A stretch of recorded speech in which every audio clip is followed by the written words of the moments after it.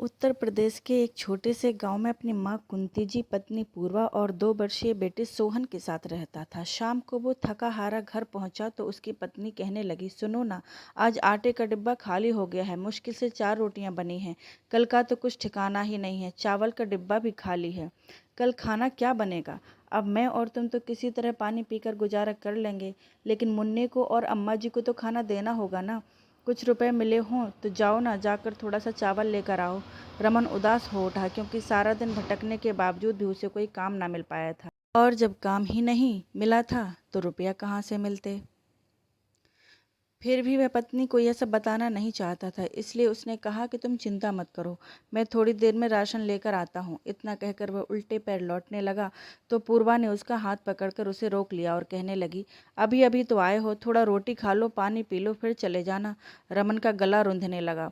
वो चुपचाप आंगन में बिछी हुई चारपाई पर बैठ गया और सोच में पड़ गया कि यह बेचारी मेरे खाने पीने को लेकर कितना चिंतित है, और एक मैं हूँ जो अपने परिवार को भरपेट भोजन खिलाने में भी समर्थ नहीं हूँ। रोटी खाकर पानी पीने के बाद वह गांव की लाला की दुकान पर गया और 2 किलो चावल उधार लेकर आ गया। लेकिन इस बार लाला ने भी कह दिया था कि अगली बार रुपए लेकर आओगे तभी कोई और सामान मिलेगा। रमन तब से ही गहरी सोच में डूब गया था। पहले तो वह गांव में ही जमींदार के खेत पर मजदूरी का काम करता था और उससे उसका घर का खर्च बड़े ही आराम से निकल जाता था। लेकिन अचानक ही जमींदार बाबू बीमार रहने लगे और उनके बड़े बेटे गांव की ज़मीन बेचकर उन्हें शहर लेकर चले गए। तब से रमन को काम मिलने में दिक्कत होने लगी। जब घर में खाने पीने की भी आफत आने लगी तो उसने तय किया कि वह भी शहर में काम करने के लिए जाएगा। यह उस समय की कहानी है जब फ़ोन की सुविधा भी नहीं हुआ करती थी। ऐसे समय में जब रमन ने गांव से जाने की बात की तो उसकी पत्नी पूर्वा घबरा गई कि वह अकेले सब कुछ कैसे संभालेगी। घर में एक बुजुर्ग थी, साथ ही छोटा बच्चा था, लेकिन रमन के समझाने पर वह भी पति का साथ देने के लिए तैयार हो गई, क्योंकि साथ रहकर भूखे मरने से बेहतर था कि रमन दूर रहकर रुपए कमाए और जीवन को सुधारने की कोशिश करे। रमन ने भरे मन से अपनी माँ कुंती जी से कहा, माँ, अब से तुम लोग सास बहू मिलकर यहाँ घर संभालो, मैं जल्दी ही वहाँ पर रहने की व्यवस्था कर लूँगा, तो तुम लोगों को भी साथ लेकर चला जाऊँगा, क्योंकि इस तरह दूर दूर रहकर तो काम नहीं चलेगा और आगे चलकर मेरे बेटे के भविष्य के लिए भी अच्छा रहेगा कि वह शहर में रहे।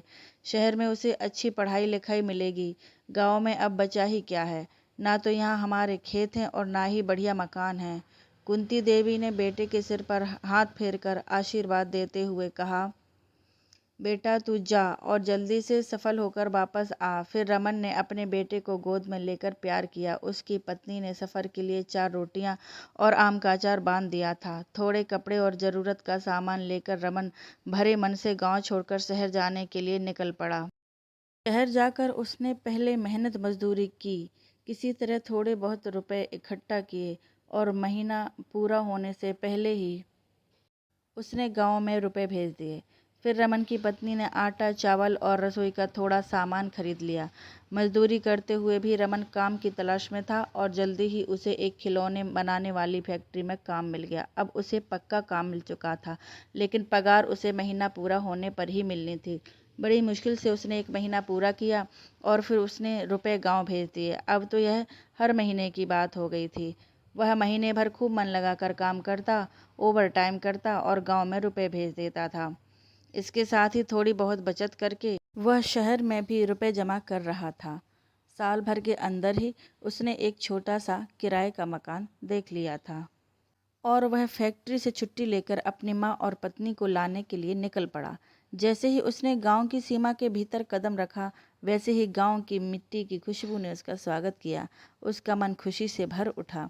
आज वो इतने महीनों के बाद अपने परिवार से मिलने वाला था, लेकिन चौपाल पर पहुंचते ही उसकी आंखों में खून उतर आया, क्योंकि उसने देखा कि उसकी माँ कुंती देवी जी चौपाल पर बैठकर राह चलते लोगों से कुछ खाने के लिए देने की गुहार लगा रही थीं। रमन हैरान परेशान सा माँ के सामने जाकर खड़ा हो गया तो अपनी धुंधली दृष्टि से कुंती जी अपने बेटे को पहचान ही नहीं पाई और गिड़गिड़ाते हुए उससे भी रोटी मांगने लगी। माँ की ये दुर्दशा देख बेटे की आंखों में आंसू आ गए। फिर घर पहुंचकर उसने अपनी पत्नी को आवाज लगाते हुए कहा, अरे पूर्वा, कहाँ हो तुम? देखो मैं आ गया। रमन की आवाज़ सुनकर पूर्वा भागती हुई आंगन में आई। पति को देखते ही वह आगे बढ़कर पति से लिपटने की कोशिश करने लगी, लेकिन तभी रमन ने उसके गाल पर एक जोर का तमाचा जड़ दिया और गुस्से से फुफकारते हुए बोला, मेरी माँ कहाँ है? पूर्वा अचानक से लगे इस थप्पड़ को महसूस करके भौचक्की सी रह गई। उसे चुप देखकर रमन का गुस्सा और भी भड़क उठा और वो गुस्से से दांत पीसते हुए कहने लगा, कैसी औरत हो तुम? मैं गांव छोड़कर शहर में मेहनत मजदूरी करने गया था ताकि तुम लोगों को एक बेहतर जिंदगी दे पाऊं, और तुम हो कि तुमने मेरी माँ का ख्याल भी नहीं रखा गया। अब पूर्वा खुद को संभालते हुए बोली, यह तुम कैसी बातें कर रहे हो? जब से तुम गए हो तब से अम्मा जी का ध्यान तो मैं ही रख रही हूँ ना।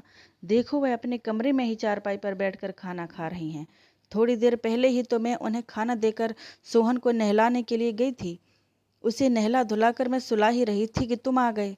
रमन गुस्से में बोला, मुझसे झूठ बोलते हुए तुम्हें शर्म नहीं आती? हाँ, तो घर में है ही नहीं। वह तो गांव की चौपाल पर बैठकर आते जाते लोगों से रोटी मांग रही है।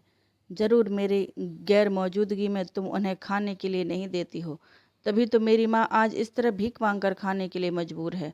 अच्छा हुआ मैं तुम्हें बिना बताए घर आ गया और मुझे तुम्हारी सारी सच्चाई पता चल गई।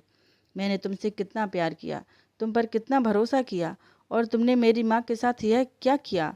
कहते कहते उसका गला भारी होने लगा। पूर्वा स्तब्ध होकर सब सुन रही थी। उसने कहा, कोई भी आरोप लगाने से पहले तुम एक बार मेरी पूरी बात सुन लो। इतना कहकर वह अपने पति का हाथ पकड़कर उसे माँ के कमरे में ले गई। वहाँ पर भरी हुई खाने की थाली रखी थी, जिसमें से थोड़ी बहुत रोटियां खाई गई थी और बाकी का खाना वैसे ही पड़ा हुआ था। रमन यह देखकर हक्का बक्का सा रह गया। पूर्वा कहने लगी, देखो, यह खाना मेरी बेगुनाही का सबूत है। मैंने अम्मा जी को खाना दिया था और मुझे तो नहीं पता था कि तुम आ रहे हो, जो मैं पहले से ही यहाँ पर थाली लाकर रख दूँ। बात दरअसल यह है कि आजकल अम्मा जी की मानसिक स्थिति थोड़ी बिगड़ गई है। मुझे तो समझ ही नहीं आ रहा था कि मैं अकेले उन्हें कैसे संभालूं। 4-5 दिन से वह घर में भरपेट खाना खाने के बाद भी बाहर निकलकर मोहल्ले में घूमती रहती हैं और लोगों से खाना मांगती रहती हैं। जान पहचान वाले लोग तो उनकी मानसिक स्थिति के बारे में जान ही गए हैं, तो आदर सम्मान के साथ उन्हें अपने घर में बिठाकर कुछ खिला पिला देते हैं। लेकिन वह गांव के चौपाल पर बैठकर राह चलते लोगों से मदद मांगती हैं, तो सबको यही लगता है कि वह कोई भिखारन है। 4 दिन पहले ही तो मैंने तुम्हें चिट्ठी में यह सब लिखकर भेजा था, लेकिन शायद वह चिट्ठी पहुंचने से पहले ही तुम वहां से चल पड़े होगे, इसलिए तुम्हें कुछ पता नहीं चला। अच्छा हुआ जो तुम आ गए। हमें अम्मा जी को किसी अच्छे अस्पताल में दिखाना होगा। तुमने यह सोच भी कैसे लिया कि अम्मा जी के साथ मैं ऐसा व्यवहार करूंगी, उन्हें खाने पीने के लिए नहीं दूंगी? मेरा भी एक बेटा है, कल को मैं भी बूढ़ी हो जाऊंगी। जो तो जब मेरा बेटा बड़ा हो जाएगा और उसकी पत्नी आएगी, तो अगर वह मेरे साथ ऐसा गलत व्यवहार करे तो मुझे कितना दुख होगा। अपने भविष्य की सोचते हुए भी मैं अपने बुजुर्गों के साथ कभी बुरा नहीं कर सकती, क्योंकि कल को मुझे भी बुजुर्ग होना है। अगर आज मैंने अपने कर्म बिगाड़ दिए तो कल को हो सकता है कि शायद मेरे साथ भी वही सब हो। तुम्हें सच्चाई जाने बिना मुझ पर हाथ नहीं उठाना चाहिए था। बस इसी बात का मुझे सबसे ज़्यादा दुख हुआ है। सारी सच्चाई जानने के बाद रमन अपना सिर पकड़कर चारपाई पर बैठ गया। तभी पूर्वा ने उससे पूछा, लेकिन अम्मा जी हैं कहाँ? तुम उन्हें अपने साथ लेकर क्यों नहीं आए? रमन को याद आया कि वह माँ को लेकर आया था और उसने माँ को बाहर बने चबूतरे पर बिठाया था। वह दौड़कर माँ के पास गया तो उसने देखा कि उसकी माँ वहाँ पर नहीं है। वह गांव में उन्हें ढूंढने के लिए निकलने लगा तो उसने देखा कि पड़ोसन के आंगन में माँ बैठी हैं और वहाँ बैठकर रोटी सब्जी खा रही हैं। यह देखकर उसके मन को बड़ी राहत मिली। वह माँ के पास पहुँचा तो पड़ोस की काकी कहने लगी, अरे रमन बेटा, तुम कब आए? अच्छा हुआ तुम आ गए। देखो ना, तुम्हारी माँ कैसी बहकी बहकी बातें करती है। तुम्हारी पत्नी तुम्हारी माँ का बहुत ध्यान रखती है, उनकी हर फरमाइश पूरी करती है। खाने पीने के मामले में इनकी पसंद नापसंद का भी ध्यान रखती है। फिर भी तुम्हारी माँ घर घर घूमकर खाना मांग रही है। हमें तो इनकी यह हालत देखकर बड़ा दुख होता है। अच्छी भली तो थी, पता नहीं कुछ दिनों से इन्हें क्या हो गया है। अब जाकर रमन के सामने सारी बातें साफ हो चुकी थीं। अब तो वह सोचने लगा कि उसने बेकार ही अपनी पत्नी पर हाथ उठा दिया। सच में इंसान गुस्से में अंधा हो जाता है और कभी कभी जो दिखाई देती है उसके पीछे की सच्चाई को समझने की कोशिश भी नहीं करता। तुरंत ही निर्णय लेकर गुस्से में कोई गलत कदम उठा लेता है। वह अपनी माँ को घर लेकर आया। जब कुंती जी को एहसास हुआ कि बेटा घर पर आया है तो वह बड़ी प्रसन्न हुई। चश्मा लगाकर उन्होंने बेटे का चेहरा देखा और उनकी बूढ़ी आंखों में आंसू आ गए। रमन माँ को उनके कमरे में आराम करने के लिए कहकर अपनी पत्नी के पास आया। पूर्वा अपने बेटे को खाना खिला रही थी। रमन ने उसकी हथेली थामते हुए कहा, मुझे माफ़ कर देना, मैंने तुम पर हाथ उठाया, लेकिन मुझे जो दिखाई दिया उसे देखकर तो ऐसा ही लगा जैसे तुम्हारे कारण ही माँ भीख मांगकर खाने पर मजबूर हो गई थी। इसलिए मैं यह सब सहन नहीं कर पा रहा था। मैंने शहर में रहने का इंतज़ाम कर लिया है और अब हम सब शहर जाएंगे।